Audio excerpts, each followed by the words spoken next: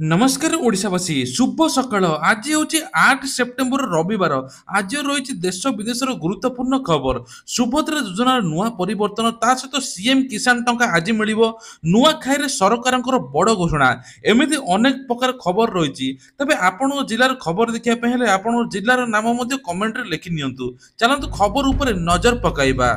Number one राज्य सरकार बड़ घोषणा राज्य बाहर रोथुआ महिला भी पाइबे सुभद्रा टंका एबे ही करंतु आवेदन तबे सबुठारु बड़ कथा हेउछि जे जो माने राज्य बाहर रहउचंती सेही महिला माने मध्ये सुभद्रा टंका पाई परिबे खास करके ओडिसा रो हेइथिबा दरकार एवं आर्थिक स्वच्छल होई नथिबा दरकार 17 तारिख परे भी आवेदन प्रक्रिया चलिबो आ आजिठु गड़िला सुभद्रा रथ जहा फल रे मुख्यमंत्री कहछन जे प्रत्येक गाँ गाँ को जीव एही सुभद्रा रथ सचेतनता जणाइबा आ लोकंकु केभली टंका मिलिबो से विषय रे मध्ये वार्ता जोगाइबो आ सबुठारु बड़ कथा हेउछि जे जदि आपण माने आधार लिंक करिनांती आधार लिंक रो कोनोसी आवश्यकता नाही मोबाइल नंबर लिंक नथिले मध्ये आपण आवेदन करि परिबे ए नै मुख्यमंत्री निजे घोषणा करिसंती। नंबर 2 आज हेउछि नुआखाई रे संबलपुर गस्तरे जिबे मुख्यमंत्री आउ सेठी घोषणा करिवे सीएम किसान योजना टंका एथिपई सुरक्षा मध्ये कड़ाकड़ी होईची संबलपुर रे पुलिस पक्षरु 30 प्लाटून मध्ये मुतयन होईचंती तबे सबुठारु बड़ कथा हेउछि जे 11:30 रे समलेश्वर मंदिर पहुंची मां समलेश्वरी को दर्शन करिवे 3:45 रे युवा मंच रिबन ठारे आयोजित नुआखाई भेटघाट कार्यक्रम में सामिल हेबे आउ सीएम किसान टंका मध्ये आज मिलियो बोली मुख्यमंत्री घोषणा करिवे एने सबुठु बड़ अपडेट हेला सीएम किसान योजना टंका 2000 टंका लेखाय मिलिबो आउ जो माने पाइनाती से माने खूब जल्दी अप्लाई करंतु बोली कुआ जाईची आउ निकटस्थ केवाईसी मध्ये करि दंतु बोली कुआ जाईची आउ सबुठारु बड़ कथा हेला जे एही योजना शुभारंभ करिवे मुख्यमंत्री मोहन चरण माझी सीएम किसान योजना वर्ष को 4000 टंका दुईटी किस्ती मिलिबो आउ गोटे किस्ती अक्षय तृतीय मिलियो बोली कुआ जाउची सरकार कालिया अपेक्षा सीएम किसान योजना पर अधिक व्यय बराद करिसंती कालिया केवल दलीय कर्मी को दे जाउथला किंतु सीएम किसान योजना रे समस्त योग्य हिताधिकारी बाद पड़िबे नै समस्त को मिलियो बोली निजे खुद मुख्यमंत्री मोहन चरण माझी कहि। नंबर 3 तेबे लक्ष्मी बस कोटी कोटी टंकार स्काम सबुठारु बड़ खबर लक्ष्मी बस योजना रे कोटी कोटी टंका खाइचंती बीजेडी नेता लक्षे कि 2 लक्ष नुहे 374 कोटी टंकार दुर्नीति होईची ए नै विधानसभा रे झड़ सृष्टि होईची बीजेपी विधायक विभूति प्रधान ए प्रसंग उठैचंती लक्ष्मी बस चलाचल रे 10 मास रे 374 कोटी टंका तेबे राज्य रे 1340 बस चली बेले बस चलाचल बाबद राज्य सरकार 399 कोटी 12 लक्ष 44 हजार 640 टका खर्च करिथिबा बेले कुआ जाउची तेबे एते टका खर्च करिबी लक्ष्मी बस चलिला नाही ता सत्ते मध्ये सरकार कहिसेन विभिन्न प्रकार दुर्नीति हेची ताकू सब बाहरी करबा दरकार तदंत हेबा दरकार जो माने दोषी ताको ऊपर कोडा कार्यानुष्ठान नेबा दरकार बोली कहिसेंती बीजेपी दलीय लोक। नंबर 4 राजधानी रे गणेश विसर्जन पर बीएमसी पक्षर मार्गदर्शिता तेबे पूजा बाजार चली पूजा बाजार पूर्व सरकार बड़ घोषणा होती पूजा बाजार रे डीजे बाजिबो नाही डीजे संपूर्ण ब्यान आगुरु जेमिति होउतला सेही हिसाब रे मूर्ति विसर्जन हेबो तेबे राजधानी रे गणेश विसर्जन पई बीएमसी पक्षरु मार्गदर्शिता जारी होईची तेबे विसर्जन पई मध्य गणेश मूर्ति राजधानी रे दुईटी स्थान चिन्हट होईची एथि मध्यरु हेला टंकपाणी ब्रिज अन्यट हेला दयाकुळ एथि लागि सेठारे विसर्जन पई बीएमसी पक्षरु विशेष आयोजन होईची बीएमसी रो मूर्ति विसर्जन दायित्व बहन जे माने चाहिबे से माने विसर्जन पई निकटस्थ बीएमसी कल्याणी मंडप रे मूर्ति देई परिबे से मूर्ति को बीएमसी विसर्जन करियो बोली कुआ जाउची मूर्ति को आनी सम्मान सह धार्मिक भावना को सम्मान दे गणेश मूर्ति को सेठी यथा स्थान रखिबे आ गणेश विसर्जन तदारख करिवे बीएमसी डेप्यूटी कमिशनर गाड़ी माध्यम रे बीएमसी स्थल रे मूर्ति पहुंचाइबा लागि व्यवस्था मध्ये करा जिवो एथि लागि राजधानी रे 8टी कल्याणी मंडप रे मूर्ति हस्तांतर पई कल्याणी मंडप तालिका मध्ये जारी रहिछि तेणु सबुठारु बड़ कथा हेउछि जे एथर पूजा महल रे डीजे बाजिबो नाही।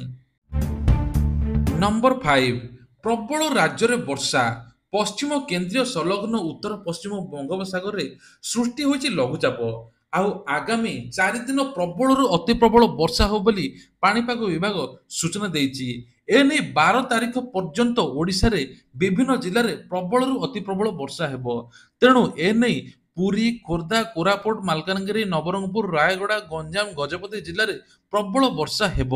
24 ଘଣ୍ଟା ମଧ୍ୟରେ ସମ୍ବଲପୁର, ଅନୁଗୁଳ ଜିଲ୍ଲାରେ ପ୍ରବଳରୁ ଅତି ପ୍ରବଳ ବର୍ଷା ହେବ ବୋଲି ପାଣିପାଗ ବିଭାଗ ସୂଚନା ଦେଇଛି। ତେଣୁ ମତ୍ସ୍ୟଜୀବୀଙ୍କୁ ସମୁଦ୍ରକୁ ଯିବା ପାଇଁ ମଧ୍ୟ ବାରଣ କରାଯାଇଛି। ତେବେ ସବୁଠାରୁ ବଡ଼ ଖବର, ପରିଚୟ ପତ୍ର ନଥିଲେ ରେଭେନ୍ସାକୁ ପ୍ରବେଶ ମନା। ତେବେ ରେଭେନ୍ସା ବିଶ୍ୱବିଦ୍ୟାଳୟ ନାମ ପରିବର୍ତ୍ତନକୁ ନେଇ ବଡ଼ ଚର୍ଚ୍ଚା ଚାଲିଛି। କେନ୍ଦ୍ରମନ୍ତ୍ରୀ ଧର୍ମେନ୍ଦ୍ର ପ୍ରଧାନ ପ୍ରସ୍ତାବକୁ ନେଇ ଦେଖାଯାଇଥିଲା ବିବାଦ। ଦିନକୁ ଦିନ ବିବାଦ ଏତେ ଜଟିଳ ହୋଇଯାଇଛି ଯେ ଏଥିପାଇଁ ରେଭେନ୍ସା ବିଶ୍ୱବିଦ୍ୟାଳୟକୁ ମଧ୍ୟ ପରିଚୟ ପତ୍ର ନଥିଲେ ଯିବାନିକୁ ଛଡ଼ାଯିବ ନାହିଁ। ଆଉ ରେଭେନ୍ସା ପରିସରକୁ ପ୍ରବେଶ କରୁଥିବା ପ୍ରତ୍ୟେକ ଛାତ୍ରଛାତ୍ରୀଙ୍କୁ ପରିଚୟ ଯାଞ୍ଚ କରାଯିବା। ପରିସରକୁ ଆସୁଥିବା ବ୍ୟକ୍ତି ଆସିବାର ନିର୍ଦ୍ଦିଷ୍ଟ କାରଣ ପଚାରୁଛନ୍ତି। ଯେଉଁମାନଙ୍କ ନିକଟରେ ପରିଚୟ ପତ୍ର ଆସିବାର ଯୁକ୍ତିଯୁକ୍ତ କାରଣ ନାହିଁ ସେମାନଙ୍କୁ ପରିସର ଭିତରୁ ପ୍ରବେଶ ଦିଆଯାଉ ନାହିଁ। ଗତକାଲିଠାରୁ ଏଭଳି ଯାଞ୍ଚ ପ୍ରକ୍ରିୟା କଡ଼ାକଡ଼ି ଭାବେ ହୋଇଛି। ଆଜି ବିଶ୍ୱବିଦ୍ୟାଳୟ ପରିସର ଏକ ପ୍ରକାର ସୁନସାନ ମଧ୍ୟ ହୋଇଯାଇଛି। ତେବେ ସବୁଠାରୁ ବଡ଼ କଥା ହେଉଛି ସକାଳ 6ରୁ ସନ୍ଧ୍ୟା 7ଟା ପର୍ଯ୍ୟନ୍ତ ଗେଟ୍ ନମ୍ବର 2 ଏବଂ ରାତି 7ଟାରୁ ସକାଳ 6ଟା ପର୍ଯ୍ୟନ୍ତ ଗେଟ୍ ନମ୍ବର 4 ଖୋଲା ରହୁଛି। ଉକ୍ତ ଗେଟ୍ ନିକଟରେ ଯାଞ୍ଚ ପ୍ରକ୍ରିୟା ମଧ୍ୟ କଡ଼ାକଡ଼ି ହେଉଛି। ପ୍ରତ୍ୟେକ ଛାତ୍ରଛାତ୍ରୀ ଆଇ କାର୍ଡ ଯାଞ୍ଚ କରାଯାଉଛି। ଏପରିକି ମୋବାଇଲ ଫୋନରେ ଥିବା ଆଇ କାର୍ଡ ମଧ୍ୟ ଫଟୋ ଦେଖିବାକୁ କୁହାଯାଉଛି। କର୍ମଚାରୀଙ୍କ ପାଇଁ ଦରମା ବୃଦ୍ଧି ହେବ କି ନାହିଁ, ମହଙ୍ଗା ଭତ୍ତାକୁ ନେଇ ବଡ଼ ଅପଡେଟ୍। ତେବେ ଚଳିତ ମାସରେ ସେମାନଙ୍କର ବର୍ଦ୍ଧିତ ଦରମାକୁ ଅପେକ୍ଷା କରିଥିବା ଲୋକମାନେ ଏବେ ଆଶ୍ଚର୍ଯ୍ୟ ହୋଇଯାଉଛନ୍ତି। ଖବର ପ୍ରକାଶ ପାଇଛି ଯେ ସେପ୍ଟେମ୍ବରରେ ଡିଏ ବୃଦ୍ଧି ଘୋଷଣା କରାଯିବ ନାହିଁ। ଏହା ଅକ୍ଟୋବରକୁ କାର୍ଯ୍ୟକାରୀ ହୋଇପାରେ। କେନ୍ଦ୍ର କର୍ମଚାରୀ ପେନ୍ସନ ଭୋଗୀମାନେ ଡିଏ ପାଇଁ ଅଧିକ ଅପେକ୍ଷା କରିବାକୁ ପଡ଼ିପାରେ।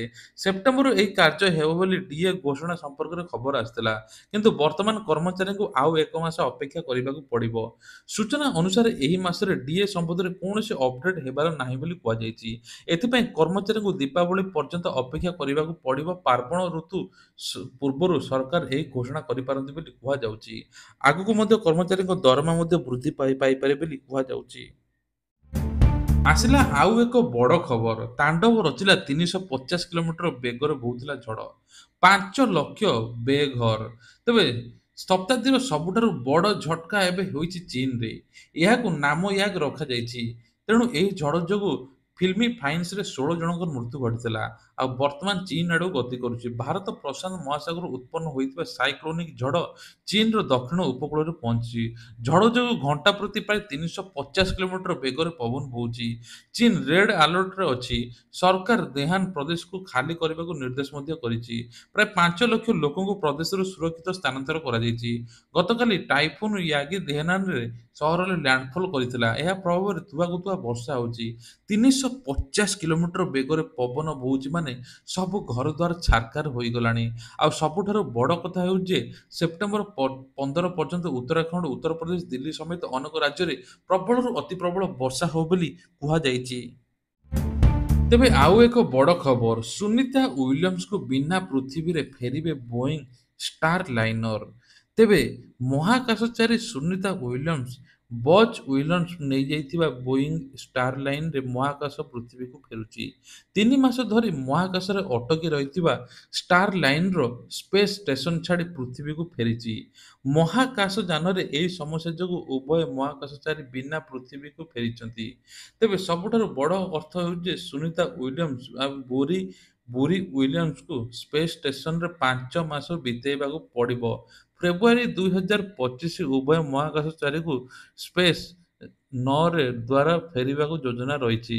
ପ୍ରାୟ 6 ଘଣ୍ଟା ଯାତ୍ରା ପରେ ଷ୍ଟାର ଲାଇନର ଆମେରିକାର ନ୍ୟୁ ମେକ୍ସିକୋ ଅଞ୍ଚଳରେ ଅବତରଣ କରିଛି। ସବୁଠାରୁ ବଡ଼ କଥା ହେଉଛି ଯେ ଆହୁରି ତାଙ୍କୁ ଫେବୃଆରୀ ମାସ ପର୍ଯ୍ୟନ୍ତ ଅପେକ୍ଷା କରିବାକୁ ପଡ଼ିବ। ଫେବୃଆରୀ 2025 ପର୍ଯ୍ୟନ୍ତ ଏବେ ସେ ରହିବେ ସ୍ପେସ୍ରେ, ଯାହାଫଳରେ ତାଙ୍କ ପାଇଁ ବଡ଼ ଚ୍ୟାଲେଞ୍ଜ। ପୁଣି ଆଉ ଗୋଟେ ବଡ଼ ଖବର, ମମତାଙ୍କ ରାସ୍ତାରେ ସୁଜିତ, ନବୀନଙ୍କୁ ଭରସା ପାଉନି। ତେବେ ରାଜ୍ୟସଭାରୁ ଆଜି ବିଜେଡିର ଦ୍ୱିତୀୟ ୱିକେଟ୍ ଖସିଛି। ମାନେ ମମତା ମହାନ୍ତି ପରେ ଏବେ ସୁଜିତ କୁମାର ରାଜ୍ୟସଭାରୁ ଇସ୍ତଫା ଦେଇଛନ୍ତି। ମମତା ବିଜେପିରେ ମିଶିବାକୁ 24 ଘଣ୍ଟା ସମୟ ନେଇଥିଲା ବେଳେ ସୁଜିତ ଆଦୌ ବିଳମ୍ବ କରିନାହାନ୍ତି। ନୂଆଦିଲ୍ଲୀରେ ସଙ୍ଗେ ସଙ୍ଗେ ବିଜେପିରେ ଯୋଗ ଦେଇ ବିଜେଡି ବିରୋଧରେ ବିଷ ଓଗାଳିଛନ୍ତି। ନବୀନ ସରକାର ଆଖିବୁଜା ଦୁର୍ନୀତି ଚାଲିଥିଲା ବୋଲି ଆରୋପ ଲଗାଇ ନିଜ ପୁରୁଣା ଦଳ ସରକାର କାଠଗଡ଼ାକୁ ଟାଣୁଛନ୍ତି।